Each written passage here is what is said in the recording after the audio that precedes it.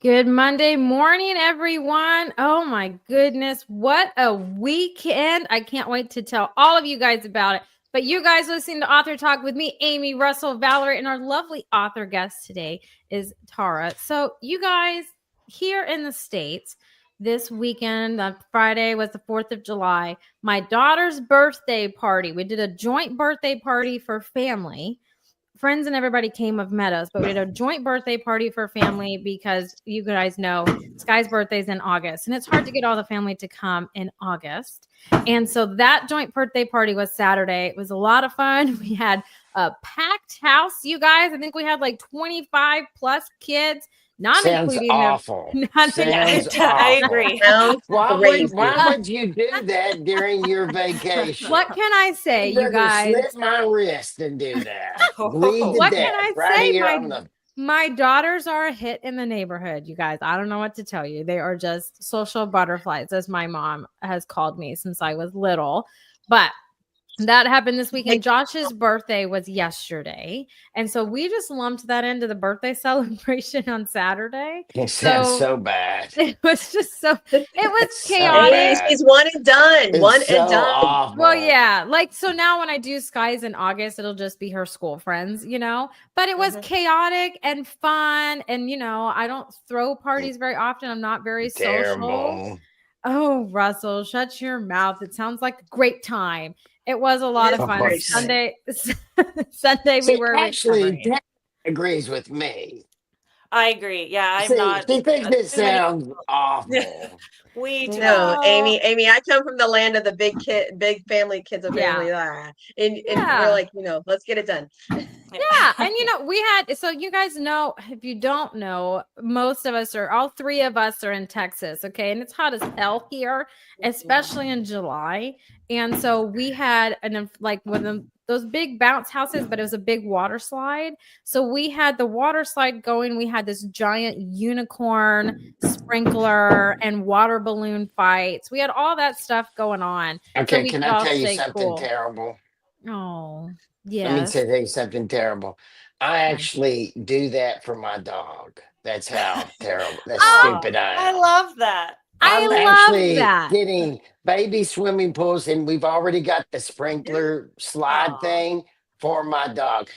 Tara, I have this 8-month-old golden retriever that is Oh. like the love of our lives. I love I dogs. love I it. love that. It's so That's great. stupid. I would I totally love do kids. that. I love my Stupid. kids too and having all that fun, but like the dog, that It's sounds really good too. It's Yeah, a and different the kind of love. dogs shut So up. hot. See, that's the great thing about dogs. They shut up. Well, Yep. you don't have to invite all their dog friends to their Right. Nope. parties, True. Yeah.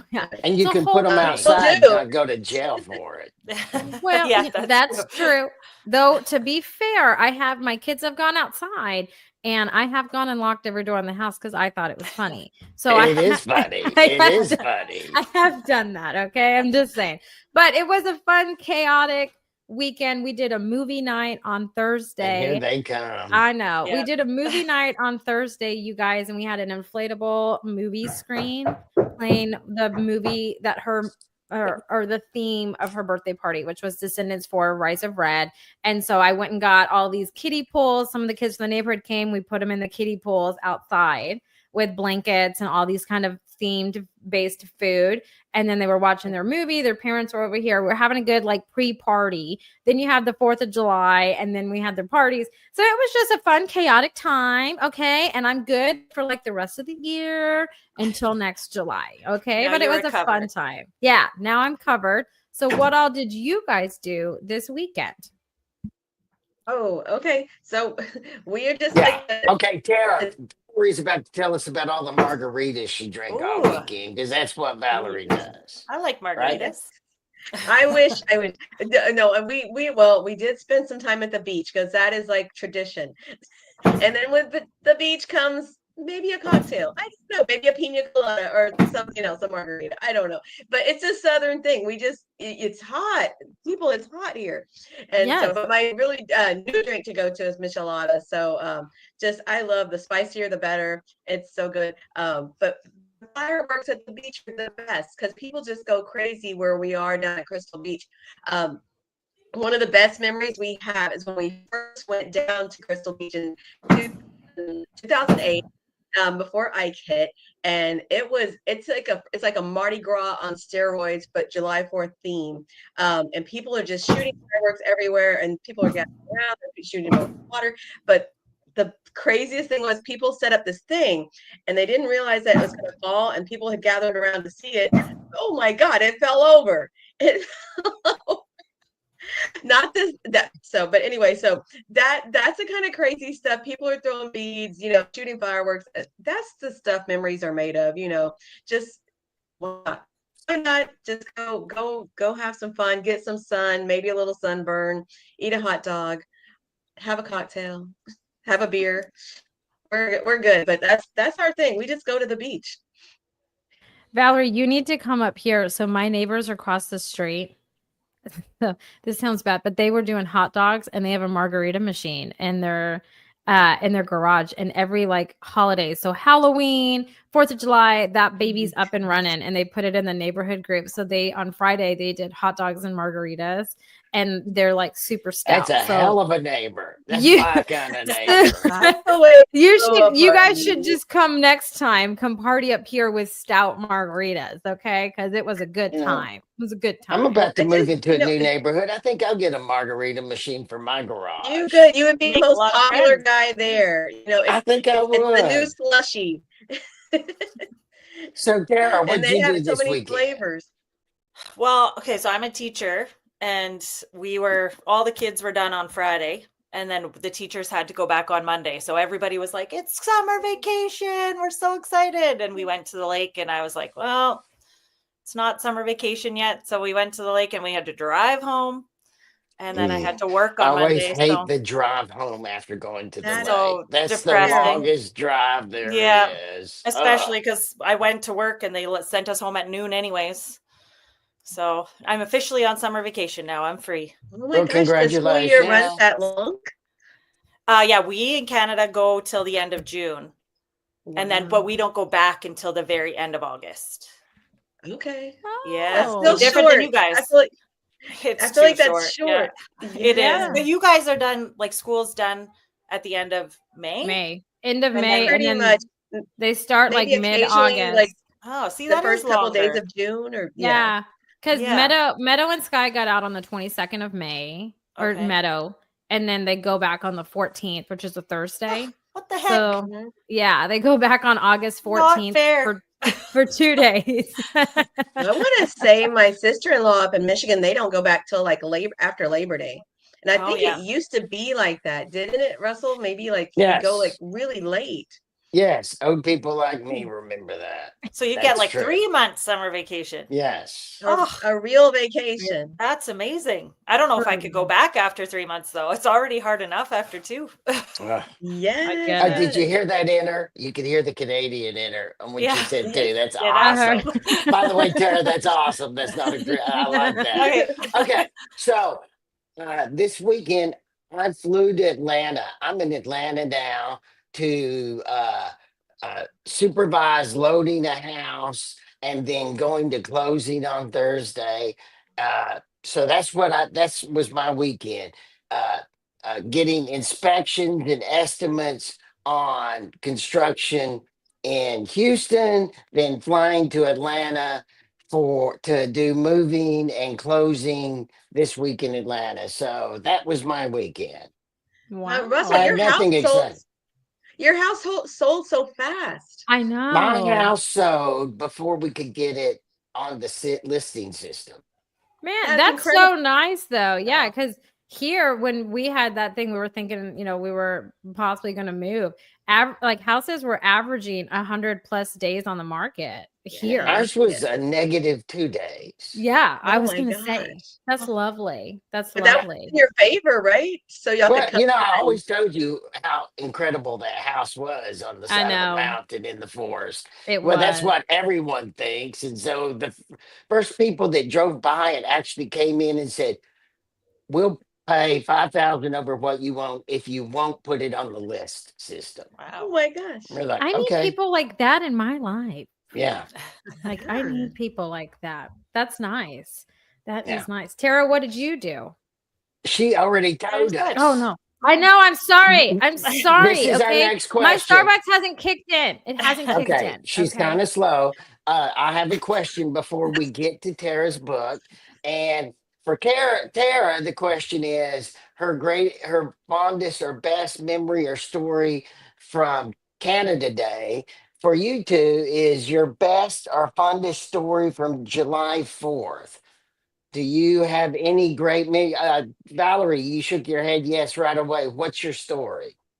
The one I was telling you earlier about the fireworks falling down and everybody scattered, that Yeah, was that's funny as pretty crazy. heck. I would have loved to Yeah. seen that. What was funnier is that we have it on video and just people like Oh, running, but it's just so cool just because it's just 4th of July is just a chill time. It's just, you might go outside, do some sparklers, you might come inside, eat some more food. But we do go to every year to a friend's party, and they just everybody just brings food. It's like just a hangout. It's that kind of holiday. I feel like, it's a chill holiday. That that's so it's nice, also my I'm Valerie. gonna be the guy with the margarita machine I was next gonna year. say, I feel like I'm it's a gonna be big that good. guy. pumpkin I'm fest. gonna be in a new neighborhood. It's all families about your guys' ages. So I'm like the old man in the neighborhood. So the Nice. way I'm gonna break in is I'm gonna take margarita machines to parties. Well, what you do is you have it in your garage, and when there's a Yeah. Yeah. celebration like 4th of July, Or like do my you neighbor across the street, you put it in the yeah. Facebook group and been like, "Hey, we're having margaritas and hot dogs. Here's my address. I'm Hang so Hey, gonna out." you do bring the that. queso and you bring the Yeah, queso and the salsa, there you whatever. go. Just come on down. I feel like the Amy, Fourth what's of your best July, though. story? Oh man, I have two. Okay, so I have one with my kids when they were little. Is when we first introduced sparklers. I think Meadow was like 3, so Sky must have been 2. And we were in the driveway, and it was still sunny outside because they go to sleep like before the night comes when they were little. And we had sparklers, and Meadow's face when she held one for the first time was classic because she had the tears in her eyes, just squinting, crying because she thought she was going to catch on fire. And then there's Sky behind her with the biggest smile on her face, holding the sparkler, like, heck yeah, it's fire. Like, it just sums up their personalities. Yeah. But I have one from when I was younger. And it's kind of like a faded memory. So I think it really happened. If not, I dreamt it, but I'm pretty sure it happened. So when I was younger, I remember this one time going out to Randolph Air Force Base in San Antonio, going behind pulling off the side of the road, and they were doing fireworks. And I remember like all of my family just sitting out there watching it, just behind the fence, which is, similar. We had done that with my kids when we lived in the other house. And so it was just those kinds of memories. But I also think 4th of July is a big drunken fest too. So, I mean, it's, maybe I just Oh my remember God, most of Amy, them. that totally triggered another memory for me that you said sit down. Because we were coming home like late, I guess that 4th of July, and we got caught in the Houston traffic Ugh. right where it circles downtown, and we were dead stop because the fireworks were over the city.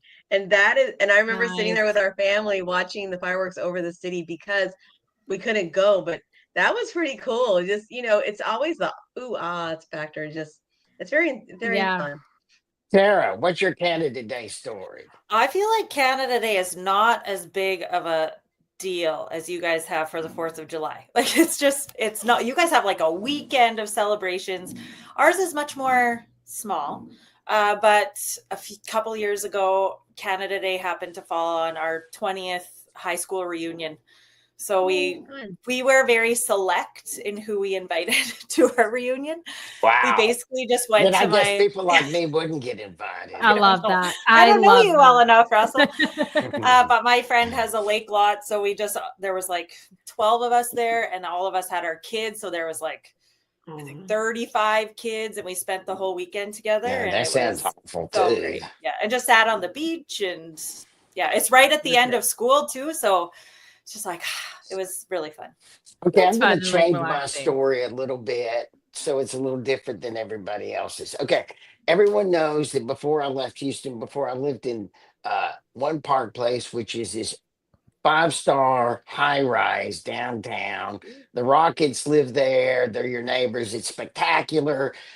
But one July 4th, before we moved last time, you could step out on the balcony on July 4th at night, and you can see fireworks exploding all the way around Houston. It That'd be pretty. is just as beautiful. The only thing more beautiful is a big refinery fire. Besides that, fireworks surrounding the city because you have, well, there must be what, 20 public fireworks displays Yeah, going on at the yeah, same time, Valerie. There is everyone's personal fireworks going on, and they all happen at the same time, and they Yeah. encircle you if you're downtown. It's spectacular. Oh, and the That sounds downtown nice. concert fireworks, all that stuff right Yeah, there. right. So right there, it was just really spectacular. That sounds We nice. need to thank the people that listen to us. We're top 10% in some of the Comcast. I don't know why I said that. Podcast channels. And we are very grateful. At first, when we first got on the podcast channels a couple of years ago, I couldn't find us. Then Amy moved us around, and then even I could find us. That's what Amy says. That's not a cut about me. That's a fact.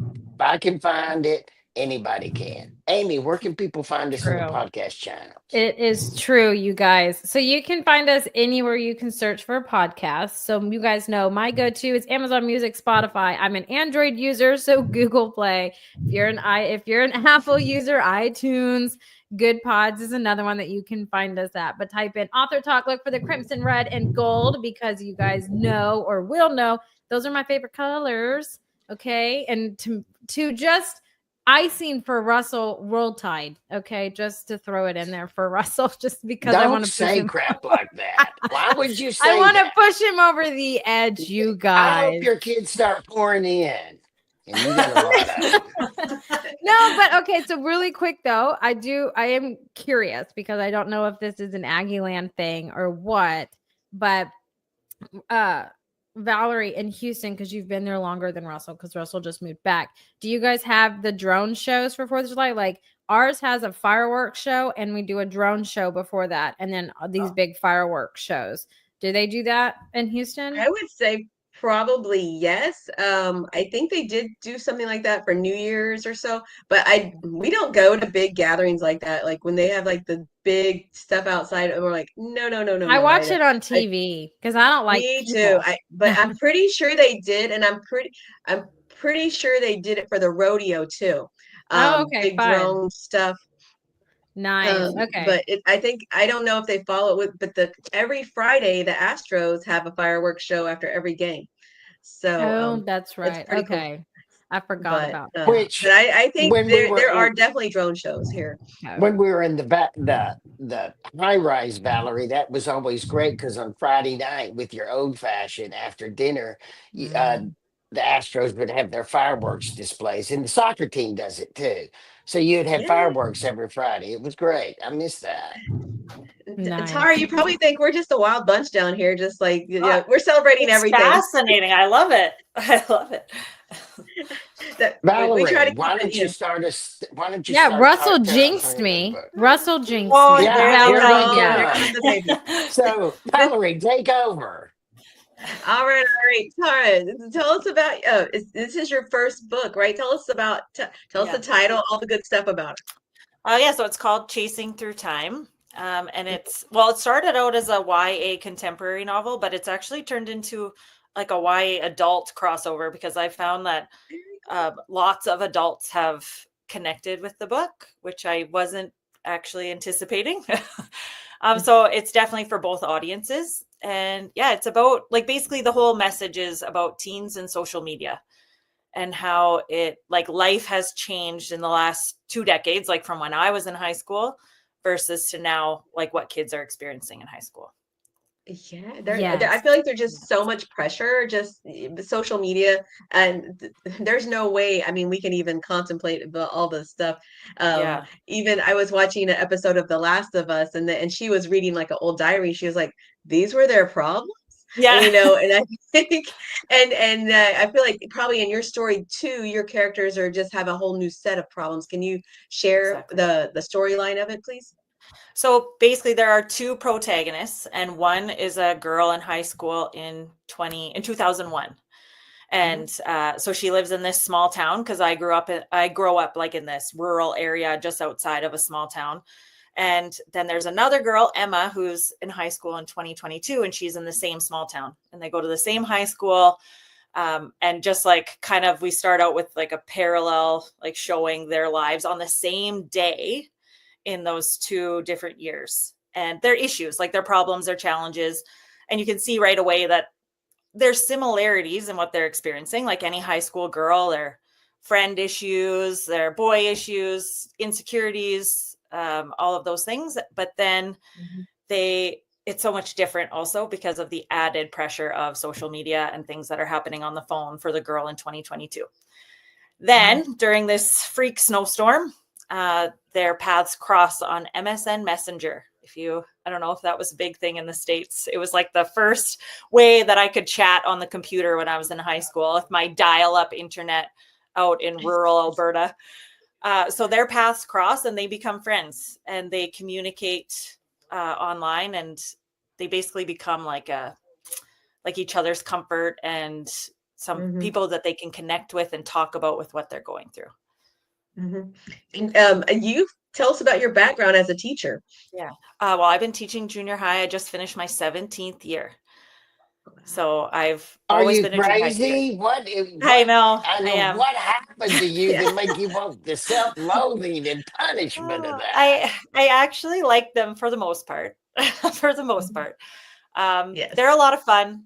You can talk to them like they just want to be treated like adults. They want to be talked to, with respect. And a lot of people, I think, who struggle with junior high talk to them and treat them like they're little kids still. And then you're going to have a whole world of problems. I like that I can be sarcastic with them and poke fun at them and joke with them. And yeah, they're fun, but not fun sometimes. So how did that, I guess, how did your experience with that particular age group influence your development of your characters for your new book? Well, the reason this whole story came about was because I have seen so many significant changes in kids in the last, I would say, 10 years, since smartphones really became such a prevalent part of their lives. I think back to when I first started teaching, how different kids were and just how much more connected they were, their attention spans, the anxiety that exists now just wasn't the same as it is now. The self-harm, and some of the more serious issues like suicide and things like that, how that has just increased exponentially. Yeah, I can't even really explain how many issues I have seen now that are really scary like that. And everything it comes back to is on this damn phone. So I've always loved writing, and this story, I went for a walk one day and this story just I don't know, it just came into my head and I was like, why not? I'm just going to do it. I didn't tell anybody. And I just it fell out of me. So one of the main characters in 2022, her name is Emma. I definitely based her on just a little bits and pieces that I've seen from multiple students throughout the last 10 years. Sure. Yeah. And do you feel like you were able to get their personalities as vivid as you like?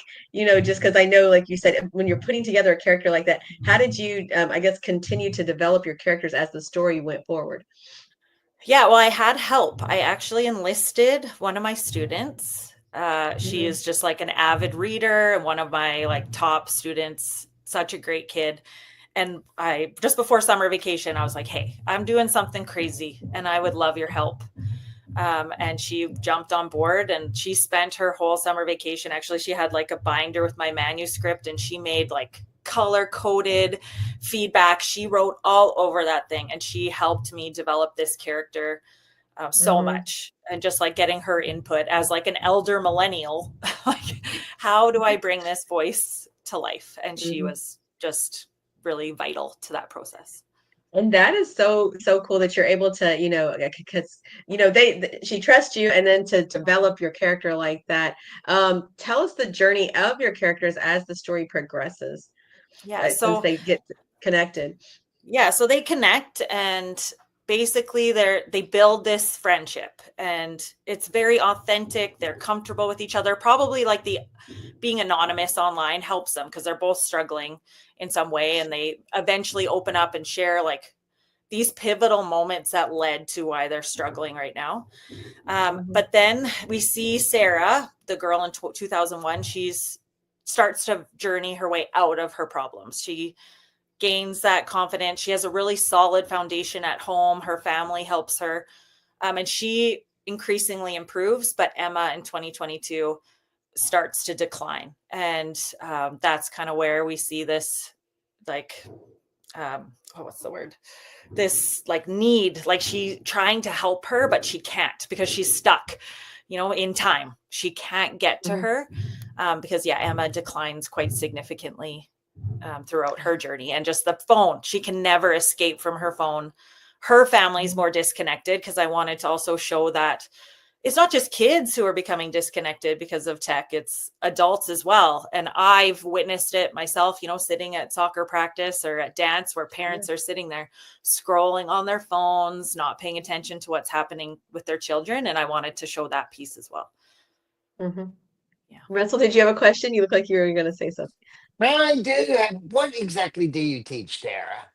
I teach language arts. So okay, that's very important. Yeah. What percentage of your kids, as you're talking about this, use AI? Oh my gosh, it's becoming a huge problem. And so how do you assign them a paper? Well, actually, we have a program now that we use that shuts down the rest of the internet. So it's like a secure program. So all writing assignments now have to be done in class on that program. Okay, that's an interest. Thank you for answering that. That was bubbling on top of my head. And Valerie knows me well enough to know that she could tell. So I'm thinking about this young person that helped you during her summer. I cannot imagine how much you helped her by getting her to do that. I just can't imagine. What has gone on in her life since then that you see as a positive ramification of having her help write this book? Well, she actually helped me through my full second book as well. So she's done 2 now. That's your answer. But then she also she's just an exceptional young lady. Like, I cannot say enough about her. She's excelling at school. She's going into grade 12 next year, and she just has all of these goals. And I told her, put this on your resume. Maybe this could lead you to somewhere that you could find this as a career, or, help other people make money. And I hope it helps her in some way, for sure. That's an awesome story. I love that. She's so great. Okay, Val. I guess so. So you were saying, one of the characters is declining with her personal struggles, and I know that is, excuse me, a big topic of discussion actually in the media for youth. And then you were talking about suicide and just different things, personal struggles and the pressure. Can you tell us maybe, do you have, or were you able to suggest coping mechanisms that your other character can guide, or something like that? So I don't want to give too much away, but by the end of the story, it's definitely finding that support system. So because she had this girl online that did help, but it wasn't enough. You need people in real life. And I think that's where kids struggle. For example, I had a student really struggling during COVID because we were online, and we would meet up and chat online, just connect. And I would say, hey, have you talked to anybody today? Actually spoken face to face with anybody? Nope. Have you gone outside? Nope. Have you had anything to eat? Nope. These basic things, I find kids, when they get in that state now, they just isolate, sitting in their rooms, sucked into this world on their phone, which just makes them feel worse. We need kids to reconnect, get out, get off the phone, talk to people face to face, go be with your friends in person, in real life, off your phones. I think that's huge. I totally agree. I totally agree. Man. So there's two like shows. One's a documentary called The Social Dilemma, which literally talks about what social media behind the scenes is actually doing, right? When it's sending notifications and like people are literally paying for your attention. But this other one it was a movie on Disney, and I had my girls watch it, and I was like, holy crap, like this is a very true thing. It's Ron Gone Wrong, right? Okay. Try saying that 3 times fast when you have a problem with R's, right? And what it is this boy is from, like a middle-class family. They're just getting by. And everyone in the school has this robot. They can play games, do interactions, all these things with this robot. And during school, it goes in a locker. And then at recess, they can play with it. And so his family ends up getting him one that like fell off. So it was dented. So it was broken.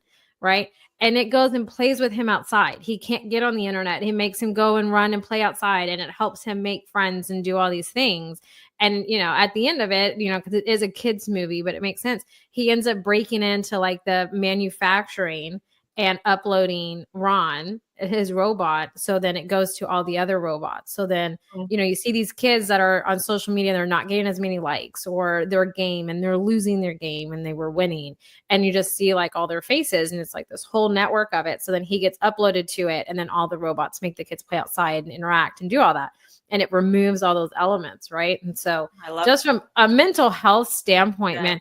Yeah. I was talking to my daughter, who will be 6 on tomorrow on the 8th. She'll be 6 actually.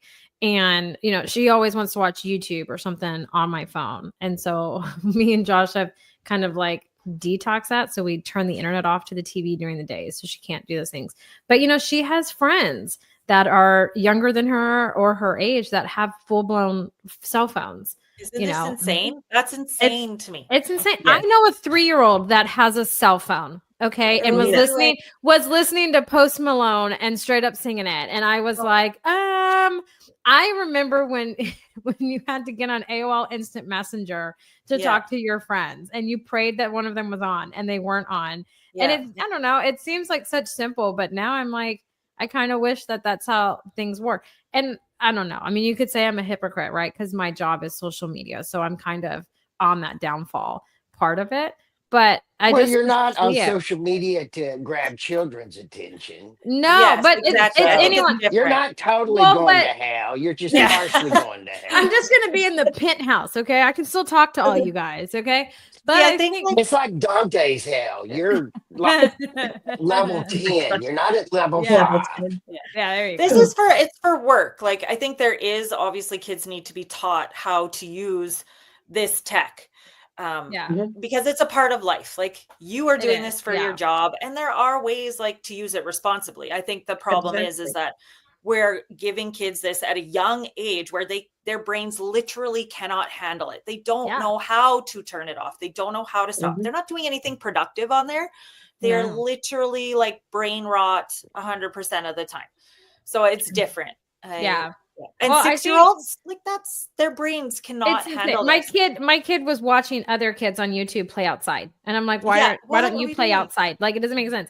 But I think for me, when I watched The Social Dilemma, it did change a lot for me. Was, we didn't have cyberbullying growing up, right? I'm on the younger end of a millennial, right? I'm 33, so I'm on the tail end of it. But we didn't have that. We had notes that they would say, and you could rip the note up. You're like, okay, whatever, But now it's like kids nowadays just can't get away from their bullies. Yeah. And I think that, and then plus, you just have all of the social stigma of how you're supposed to look, what you're supposed to do, and all the facades that you have from influencers that feed the younger generation. And it just changes. I mean, to just go on, it's not even a tangent, but it's just reality. I mean, it's a tangent. I know 16. Not that I know 16-year-olds, but you read these articles of 16, 17-year-olds that are going and getting nose jobs because they were supposed to look like a Kardashian or whatever. Botox. And lip fillers, and they're just not happy with who they are. And I will say my only claim as a millennial is we were all perfectly content with who we were. Like, we're all super confident and fine. And so it's just when you go and you look at the history of it and stuff, especially if you have kids, it makes you worry a lot about it because you just have all of those stigmas, and it's thrown in your face all the time on commercials, on social media, on influencers. Now you have these reels, right? So I totally understand. I'm in it for this book. I am in it. So I definitely show that like an ability to escape, right? So Emma in 2022, like it's just constantly, she hears that ding of her phone and she knows it's something bad, but you can't resist looking when it's right there in your back pocket. And so it's just like constant. And then you have kids on their phones. They have them all night long. They're not putting it, like I have my phone beside me as my alarm, but I at 9:30 put it to the side, and I'm a grown up. I know to do that. They don't. They're 4:00 in the morning still scrolling. We had a grade 5 girl. She was in grade 5, send a TikTok to another girl at like 3 a.m. telling her to go kill herself. What? Why is she on her phone at that time of day saying those types of things? Yes, that's terrible. I mean, even the people that I don't like, I would never tell them to go kill themselves. Like, that's just terrible. I don't think I've ever gotten to that part, that dark side. But this happens often. Russell, you're muted. You're muted, Russell. Oh, I said I've seen you pretty dark a couple of times. I but I've never tell me to go kill myself. I've never said that. The words have never come out of my mouth. If you felt that way, then that's a different story. I didn't physically say it. I'm just saying. But Tara, you were saying that it's crossed over from YA to even adults reading it now. Yeah, I think just because, well, there's the 2 timelines. So a lot of people my age have read it and like resonated with Sarah in 2001. There's a little bit of nostalgia, like the outfits. And, I tried to really connect with what was I wearing in high school? What was I saying? What was I doing? But also a lot of parents have really enjoyed it. I think just starting some conversations, which was ultimately my goal. Sure. And actually my second book touches on similar themes, and my third book that I'm working through as well. Like this tech theme, I'm very passionate about it. But I want it to trigger some, maybe uncomfortable, but significant conversations that may not be happening. Exactly. Yeah. I think sparking conversation is important because I don't know, especially like with my kids, right? When they see their friends come over and ask them like to hang out and then they're on their phones. Yeah. Or they go to someone's house and they're watching YouTube, and it just causes problems at home. And I'm not a gentle parenter, you guys. I'm sorry, but I'm just not. Ask Russell. I'm not a gentle parent. She's not gentle in a good way. Yeah, in a good. Yeah, that's important. That's good. In a good way. Yes. So, but I am also not a gentle parent. And my kids, they've like listened to some of my podcasts I've been on, and they know what the book is about, and they already know, like, I'm not getting a phone. This is not happening. I know. Meadow asked me, right? My oldest one, who just turned 6, or she'll be 6 tomorrow. She asked me, she's like, I want a phone for my birthday. And I was like, no. She's like, well, when can I get one? And I was like, 17. Just throwing out a number. And she's like, 17. Okay, that was an awesome answer, by the way. I love that answer. Well, yeah. Great answer. Yeah. But, she was like 17. When did you get one? And I was like, when I was 30. I got one when I was 30. Like it took a really long time. But what did the she reason say to that? What was her next response? She knew I was lying. She was like, whatever, Mom. But Josh, so the one credit I'll give to Josh, right? My husband, and he made this statement, and it is true. It is true. He said, why do the girls need a phone? Like in high school and stuff, when all their friends are going to have a phone. So if they need to get in touch with someone or call someone, all their friends have a phone. So why do they come need back? Flip phones with T9 a comeback. I told my kids that you want to have connection, you can call your friends, you can text your friends, but you don't have the world at your fingertips. Oh my gosh. Yes. Remember when the pink razors were like the biggest thing, the OG razors? That was my like first phone that I like bought, and it was pink and it was lovely. It was great. I'm just saying. Not that nostalgia is happening at all. Okay, people, but I'm just saying it was the best. Yeah. I love it. Well, I always think like you wouldn't drop your kids off in the middle of downtown by themselves because it's dangerous. But when you give them full access to the internet, what they're being exposed to, that's more dangerous for sure. Like predators, this is where they're going now. They're not like they're getting kids online. The average age of first access to pornography is 9 years old. That's insane. That is not good for kids' brains. That's terrifying. Yeah, Mhm. no, that's crazy. So, overprotection in the real world, and we're not protecting them enough online.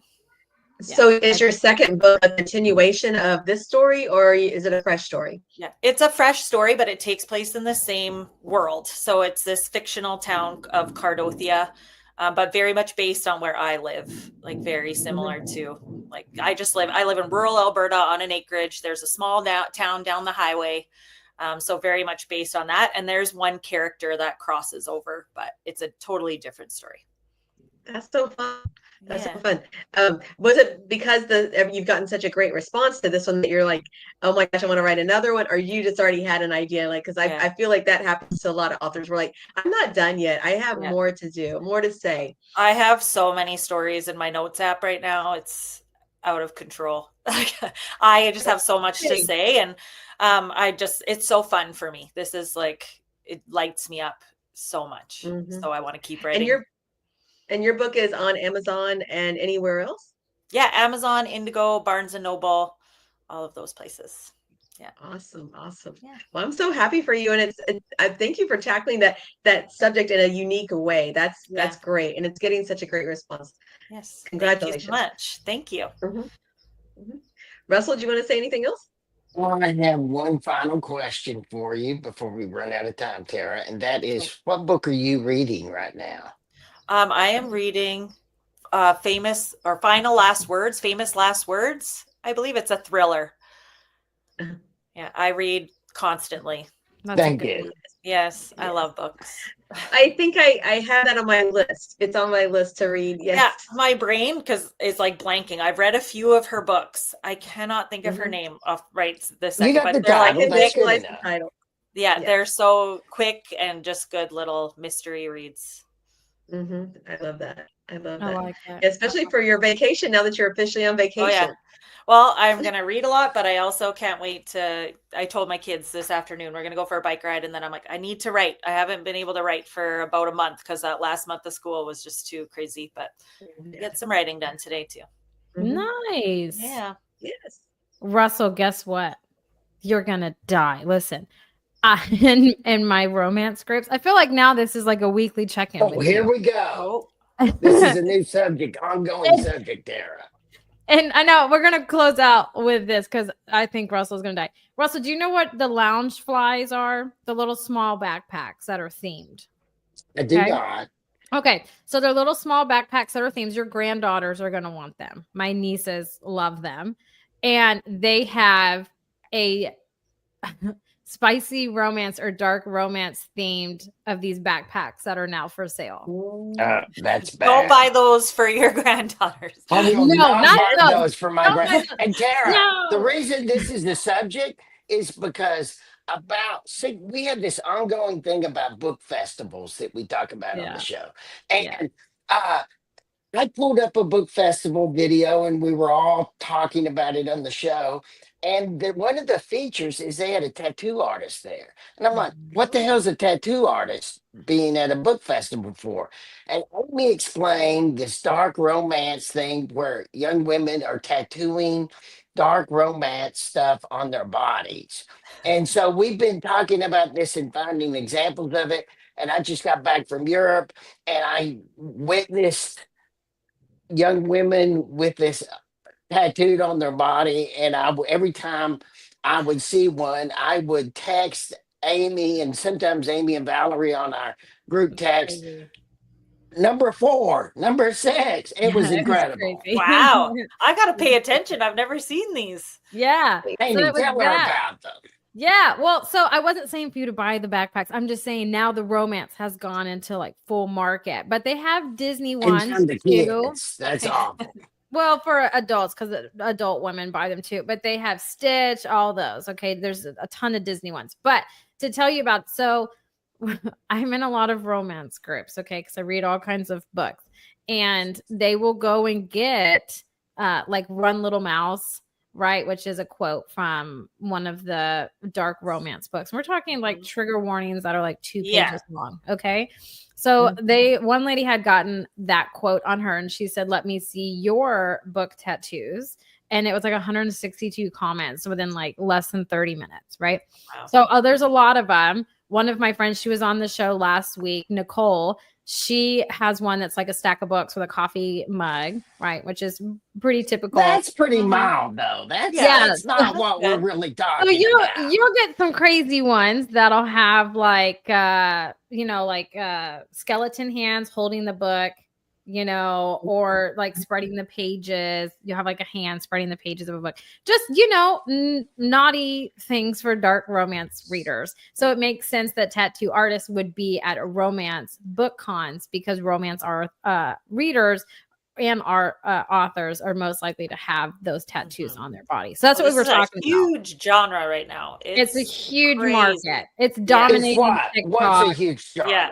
Romance. Dark romance is dominating. I knew romance was, but you're saying dark romance. Dark romance. And trigger warnings is now a huge genre. I cannot write that genre. I couldn't. No, they're intense. But I wanted Russell now to know that now they have like a deal with lounge. Okay, can we get an author on from the dark that writes dark romance? I will reach out, Russell. Will you reach out? Yeah. Well, you got Sarah, so many questions.